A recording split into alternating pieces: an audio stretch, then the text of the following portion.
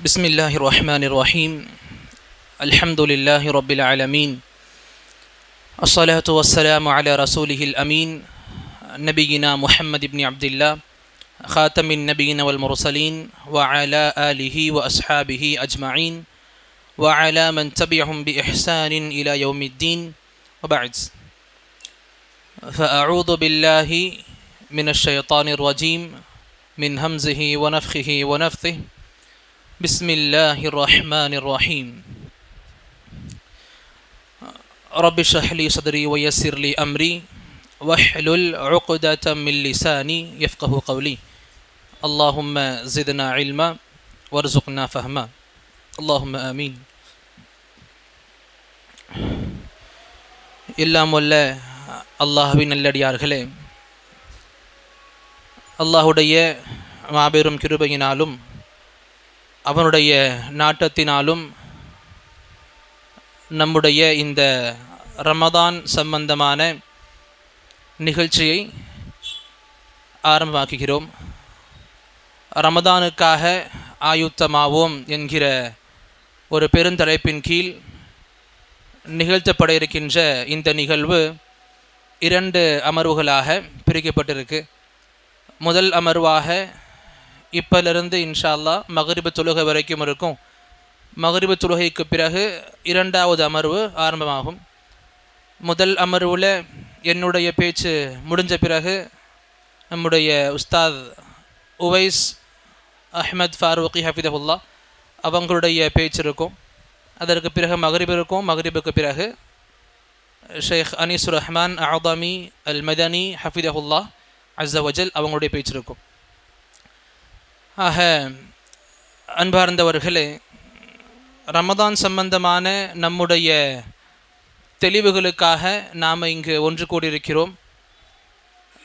ரமதானுக்காக என்ன ப்ரிப்பரேஷன்ஸ் நம்மக்கிட்ட இருக்கணும், ரமதான் சம்பந்தமாக நம்முடைய எண்ணங்கள் முதற்கொண்டு மாற்றங்கள் எப்படி கொண்டு வரணும், இந்த மாற்றங்கள் நமக்கு எப்படிப்பட்ட வெகுமதிகளை கொடுக்க இருக்குது, எப்படிப்பட்ட சிறப்புகள் நமக்கு இந்த ரமதான் கொடுக்க இருக்குது, எப்படி குறிப்பாக நபி ஸல்லல்லாஹு அலைஹி வஸல்லம் ரமதானை அணுகினார்கள், பொதுவான சட்டங்கள் என்ன, அதை பற்றி இன்ஷா அல்லாஹ் நம்முடைய இந்த வகுப்பின் கீழ் இந்த உரையின் கீழ் தெரிஞ்சுக்கொள்ள இருக்கிறோம். அல்ஹம்துலில்லாஹ்.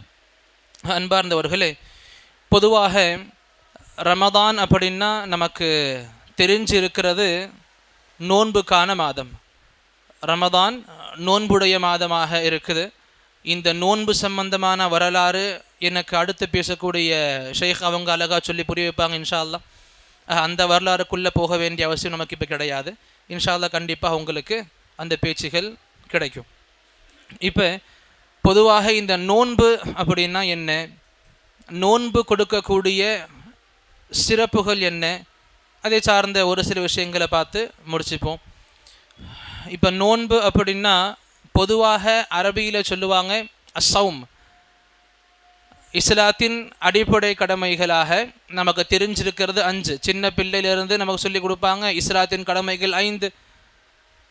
கலிமா, தொழுகை, நோன்பு, ஜக்காத், ஹஜ்ஜுன்னு சொல்லி கொடுத்துருப்பாங்க, படிச்சிருப்போம் அல்ஹம்துலில்லாஹ். அதில் நோன்புக்கு அரபியில் சொல்லுவாங்க அஸ்ஸௌம். இந்த சௌமுக்கான விளக்கம் என்ன, உண்மையிலேயே நோன்புனா என்ன, வெறும் காலையிலிருந்து மக்ரிப் வரைக்கும் பசியோடு தாகத்தோடு இருக்கிறது மட்டும்தான் நோன்பான்னு கேட்டால் கிடையாது. அதுவும் ஒரு பெரிய அர்த்தங்களில் கொடுக்குது. ஆனால் பொதுவாக அந்த சௌம் அப்படின்ற வார்த்தைக்கு என்ன அர்த்தம் அப்படின்னா, பொதுவாக அரபு மொழி ரீதியாக பார்க்கும் பொழுது தடுத்து இருப்பது, அதாவது நாம் விலகி இருப்பது, நம்மளை விட்டு தடுத்து வைப்பது, இதற்கு சௌம் அப்படின்ற வார்த்தைக்கு அர்த்தமாக கொடுப்பாங்க. இதே மார்க்க ரீதியாக பார்க்கும் பொழுது ஷேக் இப்னு உஸைமீன் அலைஹி ரஹ்ம அழகா சொல்லுவாங்க, அத்தஅப்பது லில்லாஹி சுப்ஹானஹு வ தஆலா. அல்லாஹ் ரப்புல் ஆலமீன் அவனை வணங்கக்கூடிய வணக்க வழிபாடுகளில் பில் இம்சாக்கி அனில் அக்லி வ ஷுர்ப் வ சாயிரில் முஃபத்திராத் மின் துலூஇல் ஃபஜ்ர் இலா குரூபி ஷம்ஸ். மார்க்க அடிப்படையில் நோன்பு அப்படின்ற வார்த்தைக்கு நமக்கு தெரிஞ்சிக்க வேண்டிய பொதுவான அர்த்தம் என்ன அப்படின்னா, அல்லாஹுடைய வணக்க வழிபாடு என்ற அடிப்படையில் காலை முதல் ஃபஜ்ர் முதல் மக்ரிப் வரைக்கும் உணவு பானம் என முறிக்கக்கூடிய எல்லா விஷயங்களை விட்டும் நம்மளை நாம் தடுத்து வைக்கிறது. வெறும் இதில் சாப்பாடு தண்ணி மட்டும் உள்ளடங்காது.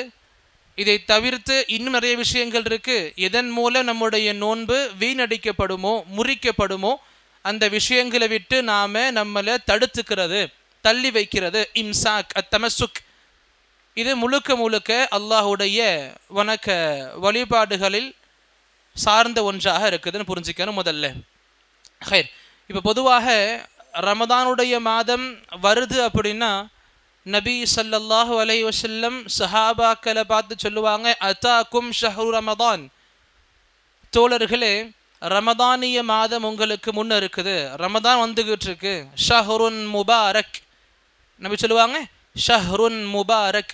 எப்படி நாம பெருநாள்களில் ஈதுன் முபாரக்குன்னு சொல்லுவோமோ அதே போல் நபி சொல்லுவாங்க ஷஹ்ருன் முபாரக். இந்த மாதம் வந்தவுடன் நபி அவர்கள் வாழ்த்துக்கள் தெரிவிப்பாங்க. இது பர்க்கத்துகள் மிகுந்த மாதமாக இருக்குது. இந்த மாதத்தில் நீங்கள் பர்க்கத்துகளை அதிகமாக தேடிக்கோங்க. இந்த மாதம் உங்களுக்கு பர்க்கத்துகளால் சூழ்ந்த மாதமாக உங்களுக்கும் ஆகட்டும். இது நபி அவர்களுடைய பழக்கமாக பார்க்க முடியும். இன்னும் நமக்கு தெரிஞ்ச ஒரு சில விஷயங்கள்ல என்ன, இந்த மாதம் வர ஆரம்பிச்சிருச்சு அப்படின்னா வந்துருச்சு அப்படின்னா அல்லாஹ் ரப்புல் ஆலமீன் சொர்க்கத்துடைய வாயில்கள் எல்லாத்தையும் திறந்து வச்சிருவான், நரகத்துடைய வாயில்கள் எல்லாத்தையும் மூடிடுவான். அதே போல பெரிய பெரிய ஷைத்தான்களை அல்லாஹ் தஆலா விலங்கிடுவான். இதில் மக்கள் புரிஞ்சிருப்பாங்க எல்லா ஷைத்தான்களையும் அல்லாஹ் தஆலா விலங்கிடுவான்னு. ஆனால் ஹதீஸில் பார்க்கும் பொழுது மரதான்ற வார்த்தை இருக்கும், மரதத்துல் ஜின் வ ஷயாத்தீன். என்ன அர்த்தம்? பெரிய பெரிய ஷைத்தான்கள் விலங்கிடப்படும்.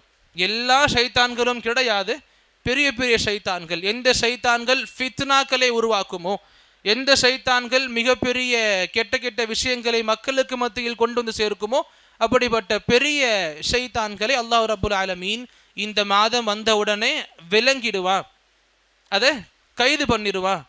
இது நிகழ்ந்துக்கிட்டே இருக்கும் இந்த மாதம் முடிகிற வரைக்கும். ஆக நாம் இப்போ ஷஅபானுடைய மாதத்தில் இருந்துக்கிட்டு இருக்கோம். அடுத்து நமக்கு வர இருக்குது இந்த புனிதமான மாதம். இந்த மாதத்தின் கீழ் என்னென்ன கவனங்கள் நாம் கொள்ளணும், இதை தெரிஞ்சுக்கிறதுக்கு முன்னாடி, இதை தெரிஞ்சுக்கிறதுக்காகவும் கூட நபி ஸல்லல்லாஹு அலைஹி வஸல்லம் அவர்கள் எந்த அளவுக்கு இந்த ரமதானை அணுகினார்கள், எந்த எந்த காரணங்களை கொண்டு நபி அவர்கள் இந்த ரமதானை அணுகினார்கள்ன்றதை பற்றி நம்ம சுருக்கமாக இன்ஷா அல்லாஹ் தெரிஞ்சுக்கணும்.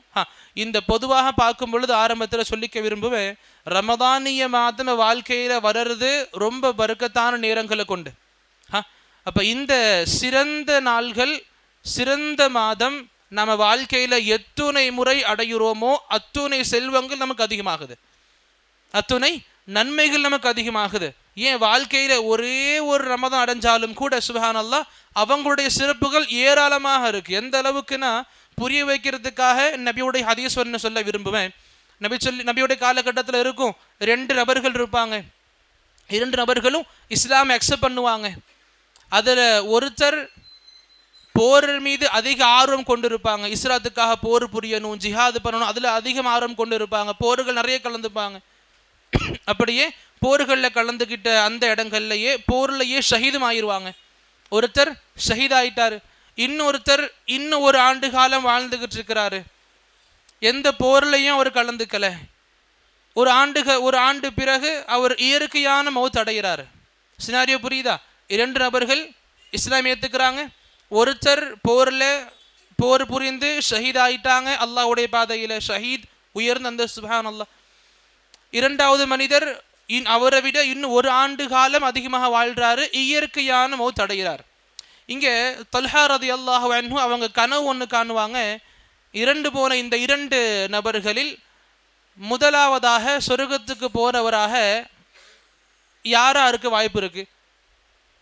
யார் யோசிப்பீங்க? யார் நீங்கள் சொல்ல முடியும் டக்குன்னு கேட்டால் பதில்? ஷஹீதாக்கப்பட்டவங்க தான் முதல்ல சொர்க்கத்துக்கு போயிருக்கணும். ஆப்வியஸா இது அவங்களுடைய சிறப்புகளை கொடுக்குது அவங்களுக்கு. அந்த தல்ஹா ரலியல்லாஹு அன்ஹு கனவுல பார்ப்பாங்க, நான் சொர்க்கத்துடைய வாசலில் நிற்கிறேன். அவங்க சொல்லுவாங்க, நான் சொர்க்கத்துடைய வாசலில் நிற்கிறேன். யார் 1 ஆண்டுகளை கழித்து இயற்கையான மௌத்து அடைஞ்சாரோ அவர் முதல்ல சொர்க்கத்துக்கு வராரு. யார் ஷஹீதாக்கப்பட்டாரோ அவர் இதற்கு பிறகு சொர்க்கத்துக்கு வரார். என்ன கனவு? இவர் நிற்கிறார் வெளியில், எந்த சஹாபி போரில் கலந்துக்காம இத்தனைக்கு ஒரு ஆண்டு காலம் வாழ்ந்து இயற்கையான மௌத் அடைந்தாரோ அவர் முதல்ல சொர்க்கத்துக்குள்ளே போகிறாரு. யார் ஷஹீதானாரோ அவர் அதற்கு அடுத்தபடியாக சொர்க்கத்துக்கு போகிறார். இந்த கனவு அவங்களுக்கு கொஞ்சம் வித்தியாசமாகவே இருக்குது. நபிகிட்ட காலையில் கேட்குறாங்க, நபியே ஒரு வித்தியாசமான கனவு கண்டேன், அந்த கனவு என்ன ஆச்சரியத்தில் உள்ளாக்குது. நபி சொன்னாங்க, என்ன காரியம் அப்படி நீங்கள் பார்த்தீங்க? எல்லா கனவு விளக்குவாங்க சொல்லுவாங்க. அப்போ நபி கேட்பாங்க, எந்த விஷயம் அவங்கள சொர்க்கத்துக்கு முன்னாடி கொண்டு போச்சு, இந்த ஷஹீதை விட முன்னாடி சொர்க்கத்துக்கு கொண்டு போச்சுன்னு தெரிஞ்சுக்க விரும்புகிறீங்களா? சொன்னாங்க, ஆமாம் நபி, அது ஒன்று தான் எனக்கு மிகப்பெரிய ஆச்சரியத்தை கொடுக்குது. எப்படி ஷஹீதை காட்டிலும் போக முடியும்? அவர் நிறைய போர்கள் புரிஞ்சிருக்காரு, போரில் உயரம் ஆய்ச்சிருக்காரு, ஷஹீதாகி இருக்கார், உயிர் கொடுத்துருக்கார். இவர் அப்படி ஒன்றும் பண்ணலையே. நபி கேட்டாங்க, ஒரு ஆண்டு காலம் வாழ்ந்தார்களே, அதில் ரமதான் இருந்துச்சா? இருந்துச்சு. நோன்பு சரிவர வச்சாரா? வச்சார். பதில் உங்ககிட்ட இருக்கு. சொன்னாங்க, பதில் உங்ககிட்ட இருக்கு. அவங்க வாழ்ந்த, அவங்க நோற்ற நோன்புகள், அவங்க முறையாக பயன்படுத்தின ரமதான் ஒரு ஷஹீதை காட்டிலும் முன்னாடி கொண்டு போய் அவங்க சொர்க்கத்தில் சேர்க்குதுன்னும் பொழுது இந்த ரமதான் நமக்கு நிறைய பரக்கத்துகளை உண்மையிலேயே கொடுக்குது. இந்த ஹதீஸை பார்த்து புரிஞ்சுக்கணும். நம்முடைய ரமதானிய நாட்களை நாம் சரிவர பயன்படுத்திக்கிட்டோம் அப்படின்னா அல்ஹம்துலில்லாஹ் நமக்கு நம்முடைய சொர்க்கம் கிடைக்கிறதுல ரொம்ப பெரிய சிறப்புகள் அடங்கியிருக்கு. இன்னும் சிறந்த முறையிலேயே நாம் என்ட்ரி கொடுக்க போவோம் இன்ஷா அல்லாஹ். எல்லாருக்கும் தெரிஞ்சவன் பாபுர் ரையான் நோன்பாளிகளுக்காக வேண்டியே அல்லாஹ் ரப்புல் ஆலமீன் ஏற்படுத்தி வைத்திருக்கின்ற ஒரு வாயிலாக இருக்கு. இங்கே பொதுவாக நபி ஸல்லல்லாஹு அலைஹி வஸல்லம் உடைய வாழ்க்கையில் பார்க்கும் பொழுது ரமதான் நபியுடைய வாழ்க்கையில் வந்துருச்சு அப்படின்னா நபி ஸல்லல்லாஹு அலைஹி வஸல்லம் அவங்களுடைய வாழ்க்கையே கொஞ்சம் மாறி போன மாதிரி தெரியும். ஹதீஸில் வரும், ஷத்த மிஸரா, நபியுடைய இடுப்பை நபி இறுக்கிப்பாங்க. அதுக்கு நிறைய காரணங்கள் இருக்குது, நிறைய விளக்கங்கள் கொடுக்கப்பட்டிருக்கு. இடுப்பை இறுக்கிப்பாங்க அப்படின்னா இரவு நேரங்களில் அதிகமான வணக்கங்களில் ஈடுபடுவாங்க. இரவு நேரங்களில் அதிகமான வணக்கங்கள், பகல் நேரங்களில் தூங்குவாங்க அப்படின்னு கிடையாது. பகலில் வணக்கங்கள் இருக்கும், இரவில் மற்ற இரவுகளை விட இந்த இரவுகள் அதிகமாக வணக்கங்களில் ஈடுபடுவாங்க. இப்படி நபியுடைய எல்லா சார்ந்த வணக்கங்களும் சரி, நபியுடைய தொழுகையாக இருக்கட்டும், நபியுடைய நோன்பாக இருக்கட்டும், ஏன் நபியுடைய கியாமுல் லைலா இருக்கட்டும், நபியுடைய குர்ஆன் ஓதக்கூடிய பண்பாக இருக்கட்டும், நபி இந்த லைலத்துல் கத்ருக்காக வேண்டி தேடுவாங்களே அமல்கள் அதுவாக இருக்கட்டும், எல்லாத்துலேயுமே ஒரு சிறந்த உதாரணத்தை நமக்கு போஸ்ட் பண்ணியிருப்பாங்க. இந்த அளவுக்கு நம்முடைய வாழ்க்கை இருக்கணும். இந்த நபி ஸல்லல்லாஹு அலைஹி வஸல்லம் வாழ்க்கையில் பார்க்கும் பொழுது நோன்பு சம்பந்தமான ஒரு சில சட்டங்களாக பார்க்கலாம், இல்லை ஒரு சில பேணுதல்களாக பார்க்கலாம். இன்னைக்கு நம்முடைய காலங்களில் அதிகமாக பார்க்கப்படாத சுன்னாக்களாகவும் புரிஞ்சிக்கலாம், நிறைய இருக்குது நோன்பு காலம் சம்பந்தமாக. அதில் இன்ஷா அல்லாஹ் எவ்வளோ முடியுமோ சுருக்கமாக சொல்லி முடிச்சுக்க முயலுமே. முதல்ல சொல்ல விரும்புவது, நபியுடைய காலகட்டத்தில் சஹர் சம்பந்தமான அசான்கள் இரண்டாக இருக்கும். இன்னைக்கு அல்ஹம்துலில்லாஹ் ஒரு சில மக்களுக்கு தெரியும், நம்ம பகுதியிலையும் 2 அதான்கள் கொடுக்குறாங்க சஹர் நேரங்களில். ஆனால் ஒரு சில கிராமங்கள், ஒரு சில நகரங்கள்லேயே 2 அசான் என்ற இந்த பழக்கமே கிடையாது. 2 அதான் சஹர் நேரத்தில் கொடுக்கப்படக்கூடிய பழக்கம் இன்னைக்கு நிறைய ஊர்களில் இல்லை. ஆனால் நபியுடைய பொதுவான சுன்னா, நபி சஹாபாக்களுக்கு சொல்லி கொடுத்த ஒன்று, 2 சஹாபாக்கள் நபி நிர்ணயிச்சிருப்பாங்க இந்த பொறுப்புக்காக. இந்த சஹாபி முதல் அதானை நீங்கள் கொடுக்கணும், இந்த சஹாபி அதான் சொன்னால் மக்களே நீங்கள் சாப்பிடுங்க, குலு வஷ்ரபு, எது வரைக்கும்? இன்னொரு சஹாபி இவங்க அதான் கொடுக்குற வரைக்கும் நபி நிர்ணயிச்சிருப்பாங்க 2 பேரை, பிலால் ரலியல்லாஹு அன்ஹு, இப்னு உம்மி மக்தும் ரலியல்லாஹு அன்ஹு. பார்வையற்ற சஹாபி அமர் பின் உம்மி மக்தும் ரலியல்லாஹு அன்ஹு அவங்க ஒருத்தவங்க, இன்னொருத்தவங்க பிலால் ரலியல்லாஹு அன்ஹு. நபி சொல்லுவாங்க, பிலால் ரலியல்லாஹு அன்ஹு அவங்க இரவுல அதான் கொடுப்பாங்க. இன்ன பிலாலன் யுஅذின் பில்லைல், பிலால் அவர்கள் இரவுல அதான் கொடுப்பாங்க. அவங்களுடைய அதான் சத்தங்களை கேட்குறீங்க அப்படின்னா சாப்பிடுங்க, குடிங்க. சஹர் பண்ணக்கூடிய பழக்கத்தில் நீங்கள் நுழைந்து கொள்ளுங்கள், சஹர் பண்ணுங்க. எது வரைக்கும்? ஹத்தா யுஅذின் இப்னு உம்மி மக்தும், இப்னு உம்மி மக்தும் ரலியல்லாஹு அன்ஹு அவங்க அதான் சொல்கிற வரைக்கும் சாப்பிடுங்க. ஆக 2 அதான் நபியுடைய வாழ்க்கையில் இருந்துச்சு. 2 அதான்கள் சஹர் நேரங்களில் கொடுக்கப்பட்டு இருந்துச்சு. இன்னைக்கும் ஒரு சில பள்ளிகளில் பேணிக்கிட்டு இருக்கிறாங்க. ஒரு சில பள்ளிகள் குர்ஆன் சுன்னாவை தன்னுடைய கொள்கையாக கொண்ட ஒரு சில பள்ளிகள் அதை பேண்டது கிடையாது. காரணங்கள் நிறைய சொல்றாங்க, ஃபித்னாக்கள் உண்டாகும். நல்லா புரிஞ்சுக்கணும், எங்கேயுமே சுன்னாவை உயிர்ப்பிக்கிறதுனால ஃபித்னாக்கள் உண்டாகாது. எங்கேயுமே ஒரு சுன்னா நம்ம எடுத்து முன்வைக்கிறோம் அப்படின்னா அங்கே ஃபித்னாக்கள் அறை உண்டாகாது. ஃபித்னாக்கள் உண்டாகுன்ற பயம் இருக்குதா? அஊது பில்லாஹி மினஷ் ஷைத்தானிர் ரஜீம், நமக்கு ஷைத்தான் கொடுக்குற வஸ்வசா அது. இத்தனை காலமாக இல்லை, திடீர்னு ஆரம்பித்தா இந்த மக்கள் இதுவே நினச்சிக்க போகிறாங்க, சண்டைக்கு வர போகிறாங்க. அவங்க இத்தனை காலம் தெரியாமல் இருந்தாங்க, தெரிஞ்சுக்கட்டும் இன்ஷா அல்லாஹ். இதுக்கப்புறம் எனக்கு தெரிஞ்ச 2 நபர்கள் இருக்காங்க, ஹதீஸ் கொள்கையை ஏற்றுக்கிட்ட காரணத்தை சொல்லுவாங்க. என்ன உங்களை இந்த கொள்கையில் வர வச்சுச்சு? அதுக்கு 2 பேர் சொன்ன காரணம் என்ன அப்படின்னா, எங்களுக்கு ரமதானுடைய நேரங்கள் குறிப்பாக சஹரில் 2 அதான் கொடுக்குற பழக்கம் தெரியாது. ஒரு நாள் ஒரு பள்ளியில் கொடுத்தாங்க, நாங்கள் சண்டைக்காக போகணும். அவங்க ஹதீஸ்களை முன் வச்சாங்க, கொண்டு போய் எங்கே அசுத்தமாகிட்டு காமிச்சோம். அவங்க ஆமான்னாங்க. ஏன் நீங்கள் நம்ம ஏன் பண்ணுறது கிடையாது? அதுக்கு இல்லை, நமக்கு அனுமதி கொடுக்க மாட்டோம், நிர்வாகிகள் கொடுக்க மாட்டாங்க, பண்ணலை. அப்போ இந்த ஒரு நிகழ்வு என்னுடைய இஸ்லாமிய கொள்கையை மாற்றிக்க எனக்கு வாய்ப்பு கொடுத்துச்சுன்னாங்க. எப்பவுமே சொல்கிறது கேட்கணும், புரிஞ்சிக்கணும். ஒரு சுன்னாவை உயிர்ப்பிக்கிறதுனால நமக்கு எப்பவுமே ஃபித்னாக்கள் உண்டு பண்ணாது. ஃபித்னாக்கள் வரும்னு எண்ணங்கள் ஷைத்தான் கொண்டு வருவான், நாம் கவனமாக இருக்கணும். இந்த வஸ்வசாக்களில் முடிச்சாவது ஃபித்னாக்களில் இந்த சுன்னாவை கொண்டு வரணும். ஏன் சலஃப்மாக அழகாக சொல்லுவாங்க, ஒரு சுன்னாவை நீங்கள் உயிர்ப்பிக்கிறீங்க அப்படின்னா அதுக்கு பின்னாடி அதற்கு நேர்மாறான பிதஆ சாகடிக்கப்படுது. ஒரு பிதஆத்தை முறிக்க விரும்புகிறீங்களா, சுன்னாவை உயிர் கொடுங்க. ஆக சுன்னாக்கள் நமக்கு நிறைய நலவுகளை கொடுக்கும். இதில் ரொம்ப பேண வேண்டிய ஒன்று, சஹர் நேரங்களில் 2 அதான்கள், இது ஒன்று. அடுத்து பொதுவாக இந்த சஹர் சாப்பிடக்கூடிய பழக்கமே நம்ம கிட்ட பொதுவாக இல்லை. மக்கள் சொல்லுவாங்க, நைட் 1 மணிக்கு நான் லேட்டாக வீட்டுக்கு வரேன், சாப்பிட்டு தூங்கிடுறேன், ஃபஜர் நேரடியாக தொழுக வந்துடுறேன், சஹர் தான் பண்ணிட்டு 1 மணிக்கு பண்ணிட்டேனே. நவுது இல்லை, இது நபியுடைய வழக்கத்திற்கு மாற்றமானது. ஹிலாஃபு சுன்னா, சுன்னாவிற்கு முரணானது. ஆகுமா ஆகாதான்ற கேள்வி வேற. சுன்னாவின் அடிப்படையில் பண்ணுறோமா இல்லையா? கண்டிப்பாக இல்லை. நபி சொன்னாங்க, சஹர் சாப்பாடை நீங்கள் தாமதமாக்குங்க, சஹர் சாப்பாடு பண்ணுங்க, சஹர் பண்ணுங்க. நம்முடைய நோன்புகளுக்கும் பிற மதத்தவர்களுடைய நோன்புகளுக்கும் இருக்கிற பெரிய வித்தியாசம், நாம் சஹர் சாப்பிடுவோம், அவங்க சாப்பிட மாட்டாங்க. நாம் சஹருடைய பழக்கம் கொண்டிருப்போம், அவங்களுக்கு சஹருடைய பழக்கம் கிடையாது. நம்முடைய நோன்புகளை தனிச்சிறப்பான அம்சமாக நம்ம கொண்டு வந்து கொடுக்கறது இந்த சஹர் சாப்பாடு.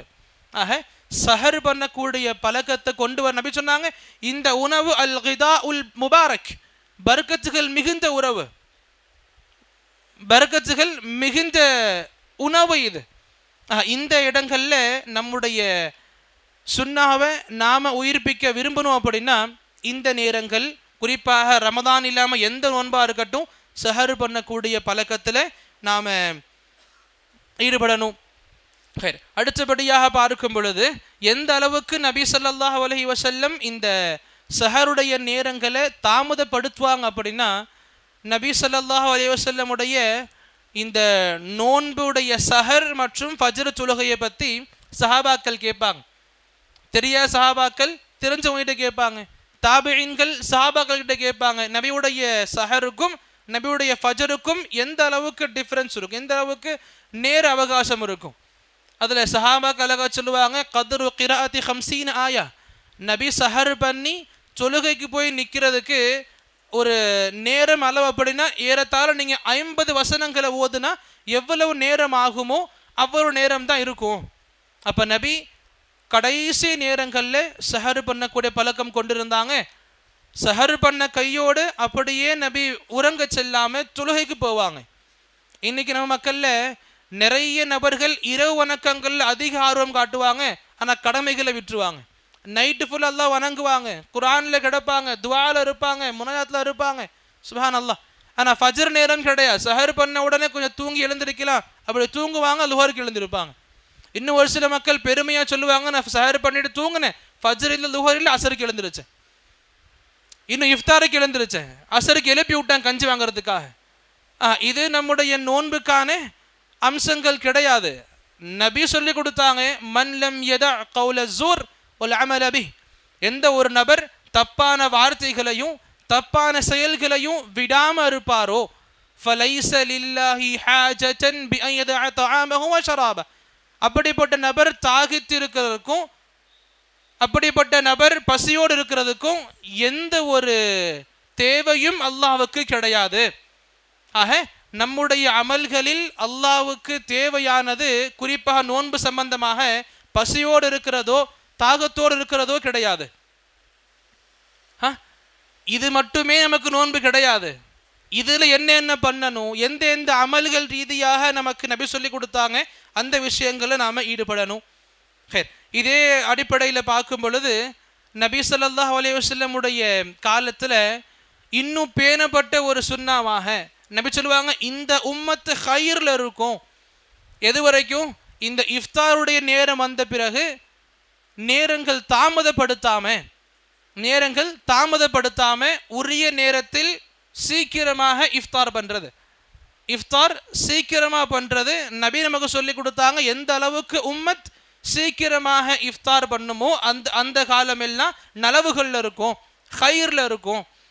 இன்னைக்கு பார்க்க முடியுதில்ல, சூரியன் மறைஞ்சிருக்கும், ஒரு 4-5 நிமிஷங்கள் வேணும்னே தள்ளி போடுவாங்க. சேஃப்டிக்காக தள்ளி வைக்கிறோம், ப்ரிகாஷனுக்காக தள்ளி வைக்கிறோம். இந்த தள்ளி வைக்கிறது நல்ல முறை கிடையாது. நல்ல முறை மீன்ஸ் சுன்னாவுக்கு ஏற்ற அமல் கிடையாது. சுன்னாவுக்கு மாற்றமாக பண்ணக்கூடிய செயல்களில் இது இருக்குது. எது? இஃப்தாரை தாமதப்படுத்துறது.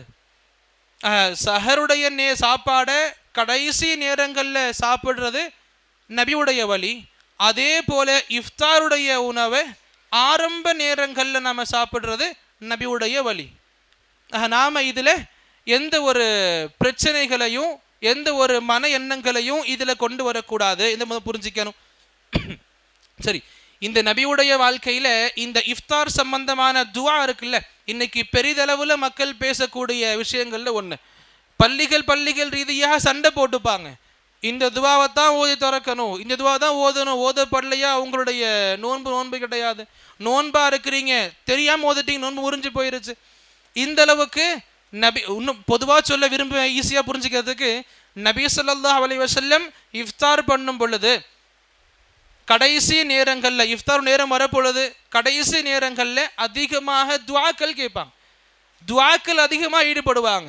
குறிப்பிட்ட வார்த்தைகளை கொண்டு நாம் சுருக்கிற முடியாது. இன்னைக்கு பொதுவாக பார்க்க முடியும், அல்லாஹும்ம லக்க சும்துன்னு ஆரம்பிக்கும்ல, இது பொதுவாக நோன்பை திறக்கிறதுக்காக வேண்டி மக்கள் பயன்படுத்தக்கூடிய துவாவாக பார்க்க முடியும். அவங்க அச்சடிக்கக்கூடிய நோன்பு அட்டைகள்லையும் கூட இந்த துவா பதிவிடப்பட்டிருக்கும். இந்த செய்திக்கும் நபியுடைய வாழ்க்கைக்கும் சம்பந்தம் இருக்கான்னு கேட்டால் அதுவும் கிடையாது. நபி ஸல்லல்லாஹு அலைஹி வஸல்லம் இந்த துவா ஓதி தான் முடிச்சாங்கன்றதையும் நோன்பை முடிச்சாங்க இஃப்தார் பண்ணாங்கன்றதை நம்ம சொல்ல முடியாது. மாறாக நிறைய ஹதீஸ்களை பார்க்கலாம். நபி சொல்லி கொடுப்பாங்க, பிஸ்மில்லான்னு இஃப்தார் பண்ணுங்க. இஃப்தார் பண்ண பிறகு கொஞ்சம் உடம்புல சென்ட் வந்த பேர் நம்ம ஓதக்கூடிய துவா இருக்கும், ذهبت وابتلت العروق وثبت الأجر إن شاء الله. அழகான துவா, அர்த்தங்கள் முதல் கொண்டு ரொம்ப அழகான துவா. சுப்ஹானல்லாஹ். இந்த துவாக்கள் நாம் மனப்பாடம் பண்ணணும். இஃப்தார் நேரங்களில் அதிகமாக துவா கேட்கணும். இது நமக்கு நபி சொல்லி கொடுத்த அழகான பண்புகளில் ஒன்றாகவும் இருக்குது. இதே போல இஃப்தாருடைய சமயம் இருக்குல்ல, இந்த இஃப்தாருடைய சமயத்தில் நாம் எந்த அளவுக்கு நோன்பு திறக்கிறதுல அதிகமான ஆர்வங்கள் கொண்டு இருப்போமோ, ஆசைகள் கொண்டு இருப்போமோ, பிற மனிதர்களுடைய நோன்பு திறப்பதற்கும் ஏற்பாடுகள் பண்ணணும். நம்மால் முடிஞ்ச பெரிய பெரிய விருந்து கொடுக்கணும்னு கிடையாது, நம்மால் முடிஞ்ச தண்ணியை கொடுக்கறது, பேரிச்சம்பழங்களை கொடுக்கறது, இப்படி சின்ன சின்ன விஷயங்களை கொடுத்தாவது இவங்களுடைய இஃப்தாருக்கு என்னால் முடிஞ்ச செலவுகள் பண்ணுறேன். ஆக இதுவும் நமக்கு மிகப்பெரிய சிறப்புகளை கொடுக்கும். எந்த அளவுக்கு அப்படின்னா, நபி ஸல்லல்லாஹு அலைஹி வஸல்லம் தனியாக துவா சொல்லி கொடுத்துருக்காங்க. நாம தனியாக இஃப்தார் பண்ணும் பொழுது துவா கண்டிப்பாக இருக்குது. இன்னொருத்தவங்க விருந்து அளிக்கிறாங்க, இஃப்தார் சம்பந்தமாக விருந்து கொடுக்குறாங்க, அங்கே போய் நம்ம இஃப்தார் பண்ணுறோம், அவங்களுக்காக நபி சொல்லி கொடுத்தாங்க துவா, அவங்களுக்காக சொல்லிட்டு போங்க. எந்த நபருடைய வீட்டிலையோ எங்கேயோ போய் நீங்கள் இஃப்தார் பண்ணுறீங்க, பிற விருந்தில் கலந்துக்கிறீங்க அப்படின்னா அவங்களுக்காக நீங்கள் துவா பண்ணுங்க. சுப்ஹானல்லாஹ், அழகான நபி சொல்லி கொடுத்துருக்காங்க. அஃப்தர இந்தக்கும் ஸாயிமூன், அழகான துவா. வஅக்கல துஆமக்கும் அல் அப்ரார் வஸல்லத் அலைக்கும் அல் மலாயிகா, அர்த்தங்கள் ரீதியாக போனாலும் நமக்கு நிறைய நிறைய புதிய விஷயங்கள் கிடைக்கும். அழகான ஒரு மனிதன் கொடுக்கக்கூடிய அழகான துவாக்கள் இது. புரிஞ்சுக்கணும். இந்த அமல்கள் நாம நம்முடைய வாழ்க்கையில பேணி இருக்கணும். ரமதான் சம்பந்தமாக ஒரு முஸ்லிமாக நாம மறந்து வாழ்ந்த சுன்னாவை இந்த ரமதான் மூலமாக நாம் மறந்த சுன்னாவை மறுபடியும் கொண்டு வரணும். இந்த விஷயங்கள் நம்முடைய ஈமானை பலவீனப்படுத்தியிருந்துச்சோ அந்தந்த விஷயங்களை மாற்றிக்கணும்.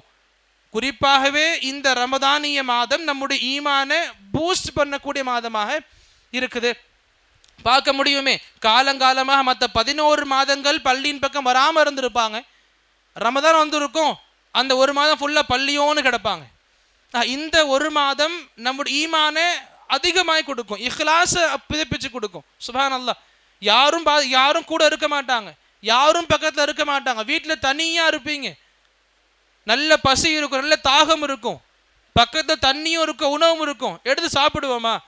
கண்டிப்பாக கிடையாது. ஏன்? நமக்கு அல்லாஹ்வுடைய பயம் இருக்கும், முராக்கபத் நமக்கு கிடைக்கும்.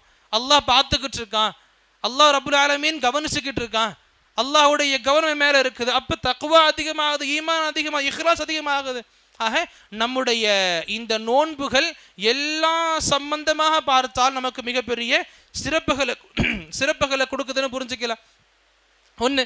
அப்புறம் கடைசியாக பார்க்கும் பொழுது நபி ஸல்லல்லாஹு அலைஹி வஸல்லம் சொல்லுவாங்க, இந்த நோன்பு பொறுத்த வரைக்கும் கூலி ரீதியாக, நோன்புக்கான கூலியாக நபி அவர்கள் தெளிவாக சொன்ன ஹதீஸ் நம்ம மனசில் பதிய வச்சுக்கணும். நபி சொல்லுவாங்க, யகூலுல்லாஹு அஸ்ஸ வஜல், அல்லாஹ் ரப்புல் ஆலமீன் கூறுகிறான், அல்லாஹ் கூறுகிறான். நபி ஆரம்பிக்கிறாங்க.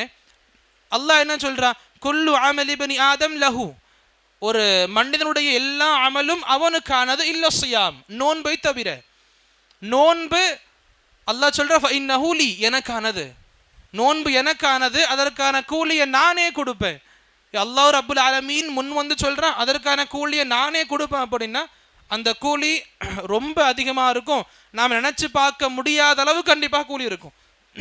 முதல்ல தெரிஞ்சுக்கிட்டோம்ல, இந்த ரமதான் மாதத்தை அடைஞ்சதுனால, ரமதானை பொதுவாக அழகாக முறையாக பேணுனதுனால ஒரு ஷஹீதை காட்டிலும் சீக்கிரமாக சொர்க்கத்துக்கு போயிருப்பாங்க சஹாபி. நமக்கு இந்த ரமதான் மிகப்பெரிய இன்பங்களை கொடுக்க இருக்குது, மிகப்பெரிய சந்தர்ப்பங்களை கொடுக்க இருக்குது, மிகப்பெரிய வாய்ப்புகளை கொடுக்க இருக்குது. அல்லாஹ் ரப்புல் ஆலமீன் நமக்கு இந்த ரமதானை முறையாக அணுக செய்யணும். அல்லாஹ் ஆமீன். அப்புறம் இங்கே ரொம்ப அதிகமாக மக்கள் கேட்குற விஷயங்கள், பொதுவாக மக்கள் கேட்குற விஷயங்கள் எப்படின்னா, என்னென்ன விஷயங்கள் நோன்பை முறிக்கும், என்ன விஷயங்கள் நோன்புகளை முறிக்குது. இப்போ இது சம்பந்தமாகவும் மக்கள்கிட்ட நிறைய பெரிய லிஸ்ட் இருக்குது. ரொம்ப முக்கியமான நோன்புகளை முறிக்கக்கூடிய விஷயங்களை பற்றி இன்ஷா அல்லாஹ் தெரிஞ்சுக்கிட்டு முடிச்சுப்போம் இன்ஷா அல்லாஹ். முதலாவது நமக்கு தெரிஞ்சது தான், வேணும்னே சாப்பிட்றது குடிக்கிறது. வேணும்ட்டே சாப்பிட்றது குடிக்கிறது நம்முடைய நோன்பை முறிக்கக்கூடிய காரியமாக இருக்குது. இரண்டாவதாக நோன்பை முறிக்கக்கூடிய செயலாக கருதப்படுறது இந்த உடலுறவு கொள்வது. ஆரம்ப கட்டத்தில் நல்ல கவனிக்கணும், நபியுடைய இந்த இஸ்லாத்தில், அல்லாஹ்வுடைய மார்க்கத்தில் நோன்பு கடமையாக்கப்பட்டது மதீனா வாழ்க்கையில், மக்கால கிடையாது. இந்த ரமதான் நோன்பு கடமையாக்கப்பட்டது மதீனால, அது 2 ஆண்டுகளுக்கு பிறகு. ஆரம்ப கட்டத்தில் அனுமதிகள், சலுகைகள் சஹாபாக்களுக்கு இருந்துச்சு. சுப்ஹான் அல்லாஹ். எப்படிலாம் இருந்துச்சு அப்படின்னா, சஹர் பண்ணிடுவாங்க. இஃப்தாருடைய நேரத்தில் ஒரு மனிதர் தூங்கிட்டார், இஃப்தார் நேரத்தில் தூங்கிட்டார், அப்புறம் இஃப்தார் பண்ணிக்கலாம் ஏதோ எண்ணத்தில் இஃப்தார் நேரத்தில் தூங்கினார் அப்படின்னா, இஸ்லாமுடைய ஆரம்ப கட்ட சட்டம், இஃப்தார் நேரத்தில் யார் தூங்கி இருப்பாரோ அவர் அன்னைக்கு நைட் இஃப்தார் பண்ண மாட்டாங்க. மறுநாள் காலையில் சஹர் வந்துருமா, அப்பயும் சாப்பிட மாட்டாங்க. அந்த நாளுடைய 2வது நாள் இஃப்தாரில் நம்ம முறிப்பாங்க. ஆரம்ப சட்டமாக இருந்துச்சு. இன்னைக்கு சஹர் பண்ணியாச்சு, இன்னைக்கு இஃப்தார் பண்ணணும், இஃப்தாருக்கு முன்னே கொஞ்சம் தூங்கிட்டேன், இஃப்தார் நேரம் போயிருச்சு, அதுக்கப்புறம் எழுந்திருச்சேன், சாப்பிடக்கூடாது. எப்போ சாப்பிடக்கூடாது? நாளைக்கு இஃப்தார் வரைக்கும் சாப்பிடக்கூடாது. அப்படி ஆரம்ப சட்டமாக இருந்துச்சு. பிறகு அல்லாஹ் ஒரு சம்பவத்தின் அடிப்படையில் மாற்றி கொடுத்துருப்பான். அண்ட் முதல்ல இதுவும் கடமையாக இருந்துச்சு, கணவன் மனைவி அந்த ரமனுடைய இரவுகளில் ஒன்று சேரக்கூடாது, உடலுறவு மேற்கொள்ளக்கூடாது. அண்ட் பிற்காலத்தில் அது மாற்றியும் கொடுத்தான்.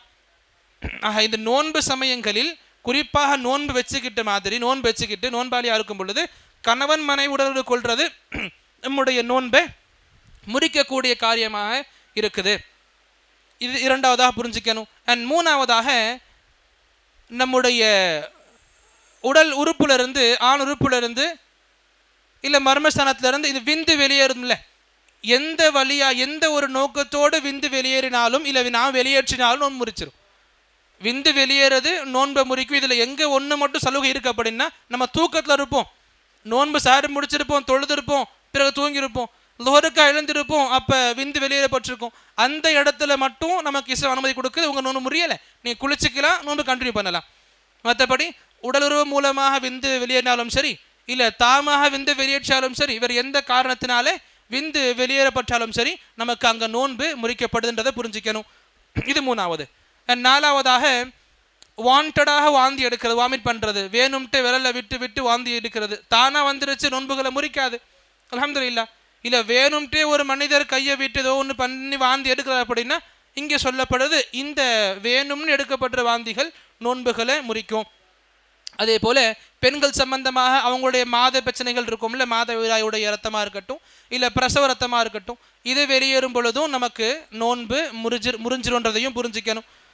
அதே போல் மனிதர்கள் சாப்பிட மாட்டாங்க, குடிக்க மாட்டாங்க, அதுக்கேற்ற மாதிரி டோஸ் எடுத்துப்பாங்க. இப்போ குளுக்கோஸ் இருக்குது, அது ஒரு மருந்தாக மக்கள் உள்கொள்ளுவாங்க. அந்த குளுக்கோஸ் மூலமாக என்ன ஆகுது, உடல் சக்தி கிடைக்குது. உடல் சக்தி கிடைக்கக்கூடிய அளவுக்கு எதை உள்வாங்கினாலும் நம்மளை முறிச்சிடும். அதுக்கு சாப்பிடணும் குடிக்கணுன்ற அவசியம் கிடையாது. உடலுக்கு எனக்கு சக்தி கிடைக்குதுன்ற அடிப்படையில் நான் எந்த முறையில் அதை உள்ளெடுத்துக்கிட்டாலும் எனக்கு நோன்பை முறிக்கும். நார்மலாக எடுத்துக்கிற மெடிசின்ஸ், இந்த இன்ஜெக்ஷன், இதை பற்றி நமக்கு சொல்லப்படலை. இது நமக்கு நோன்புகளை முறிக்கவும் செய்யாது இன்ஷா அல்லாஹ். இந்த குளுக்கோஸ் சம்பந்தமாக சக்திகளை அதிகமாக்கக்கூடிய அம்சம் எதில் இருந்தாலும் அதை எந்த வழியில் உடலுக்கு எடுத்துக்கிட்டால் நமக்கு அது நோன்புகளை முறிக்கிற விஷயமாக பார்க்கப்படுது. அதே போல் கடைசியான ஒன்றாக, உடல் மனசளவில் நீயத்து கொள்வது. சாப்பிடனாலும் சரி, நோன்பாளியாக இருப்பாங்க, கடுமையான பசி இருக்கும், நான் வீட்டுக்கு போனால் கண்டிப்பாக தண்ணி குடிச்சிடுவேன், நோன்பை முறிச்சிடுவேன், எண்ணம் பலமான எண்ணம் கொண்டிருப்பாங்க, கண்டிப்பாக நோன்பை முறிச்சிடுவேன். ஆனால் வீட்டுக்கு போய் நீங்கள் தண்ணியை குடித்து நோன்பை முறிக்கலனாலும் சரி, இந்த பலமான நீயத் இருக்கிற அடிப்படையில் உங்கள் நோன்புகள் முறிஞ்சிருது. ஏன்னா அந்த அந்த நீயத், அந்த உறுதியான நீயத் நம்முடைய அமல்களாக கணக்கிடப்படுது. அந்த அமல்கள் இப்படி இருக்கும் பொழுது நம்முடைய நோன்பு இங்கே முறிக்கப்படுது சொல்லிக் கொடுக்கப்படுது. புரிஞ்சுக்கணும். இந்த விஷயங்கள் முக்கியமாக நம்முடைய நோன்புகளை முறிக்கக்கூடிய விஷயமா இருக்குது. இன்னும் ஒரு சில விஷயங்கள் இருக்கலாம், அதை பற்றி சந்தேகம் இருக்கும் பொழுது நமக்கு தெரிஞ்ச மஹ்னஜு சலஃபில் இருக்கக்கூடிய ஆலிம்கள் அணுகின்னு தெரிஞ்சுக்கணும். இன்ஷா அல்லாஹ் உங்களுக்கான கேள்வி ஏதாச்சும் இருக்குது அப்படின்னா, மக்ரிபுக்கு பிறகு நம்முடைய ஷேக் அனீஸ் அவங்க பேசுவாங்க. அவங்க பேச்சு முடிஞ்ச பிறகு உங்களுடைய கேள்விகளுக்கான பதில்களையும் கொடுப்பாங்க இன்ஷா அல்லாஹ். ஒரு கேள்வி பதில் நிகழ்வாக கடைசியை ஒரு 10-15 நிமிஷம் எடுத்துக்கலாம் இன்ஷா அல்லாஹ். அவங்ககிட்ட ஏதாச்சும் கேள்விகள் இருந்தால் கேட்டு தெரிஞ்சுக்கலாம் கண்டிப்பாக. புரிஞ்சுக்கணும். இந்த விஷயங்கள் நமக்கு ரமதானுக்கு முன்னாடி கண்டிப்பாக பேண வேண்டிய ஒன்று. எந்த அளவுக்கு நபி சொல்லி கொடுத்தாங்களோ, ஷஹருன் முபாரக், உண்மையிலேயே எப்படிப்பட்ட பர்க்கத்துகளால் மிகுந்த மாதம் நமக்கு நெருங்க இருக்குது. அல்லாஹ் ரப்புல் ஆலமீன் நமக்கு இந்த மாதத்தில் அல்லாஹ் ரப்புல் ஆலமீன் எந்தெந்த பர்க்கத்துகளை கொடுத்திருக்கிறானோ அந்த அனைத்து பர்க்கத்துகளையும் ஒரு சேர உள்வாங்கக்கூடிய மக்களாக, எல்லா விதமான நல்ல அமல்களையும் முடிந்த அளவுக்கு முறையாக அழகாக நபியின் வழியில் பேணக்கூடிய மக்களாக அல்லாஹ் நம் அனைவரையும் ஆக்கியுள்வானாக. வரக்கூடிய ரமதானை நமக்கு நம்முடைய சொர்க்கத்தை பெறக்கூடிய, நரகத்தை விட்டு தள்ளி இருக்கக்கூடிய, நரகத்தை விட்டு பாதுகாப்பை அடையக்கூடிய மக்களாக அல்லாஹ் ரப்புல் நம் அனைவரும் ஆக்கியுள்வானாக. அல்லாஹும்ம ஆமீன். வாஹிரு தஅவானா அல்ஹம்துலில்லாஹி ரப்பில் ஆலமீன். அதே போல